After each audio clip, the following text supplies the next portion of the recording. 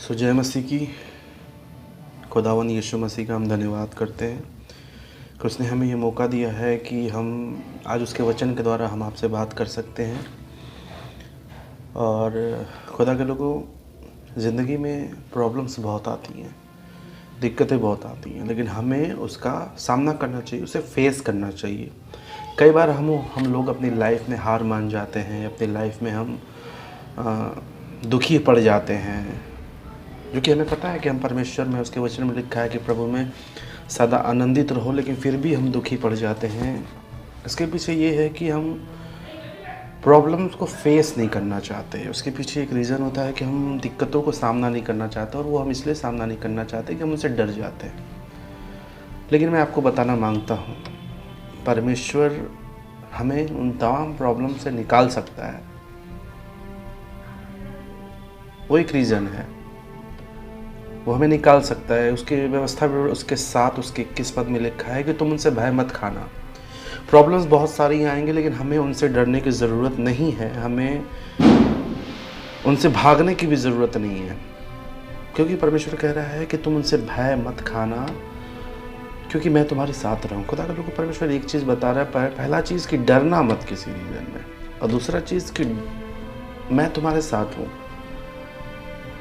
खुदा का धन्यवाद करता हूँ कि खुदा के लोग, कई बार हम फेल इसलिए हो जाते हैं कि हमने अपने फोकस को अपने परमेश्वर पर से हटाकर कहीं ना कहीं हमने अपनी प्रॉब्लम पे कर लिया। और खुदा के लोगों, हम जब अपनी प्रॉब्लम पे फोकस करते हैं तो हम ये समझते हैं कि बस ये प्रॉब्लम है और यही है, अब मैं ख़त्म हो जाऊंगा, मैं डिस्ट्रॉय हो जाऊंगा।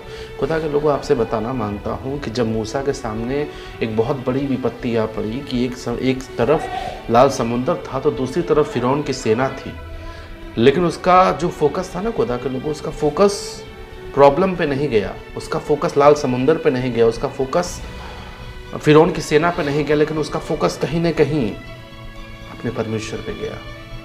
और उसने पूरे मन से उसने परमेश्वर पे ध्यान लगाया रहा, क्योंकि परमेश्वर कोई तो इशारा करे। खुदा के लोग, अगर मुझे ये बताइए, अगर हम अपनी फोकस को अगर सांसारिक चीज़ों में लगाएंगे, अपने दुखों में लगाएंगे, तो कैसे हम खुदा के इशारे को समझ पाएंगे, परमेश्वर की बातों को कैसे हम सीख पाएंगे। मैं धन्यवाद करता हूँ उसका। खुदा के लोग, अगर आप चाहते हैं कि परमेश्वर आपको तमाम प्रॉब्लम्स में से आज़ाद करे, तो आप अपने फोकस को अपने खुदा पर ही लगा के रखिए। खुदा के लोग, आपसे बताना चाहता हूँ दानियल के विषय में।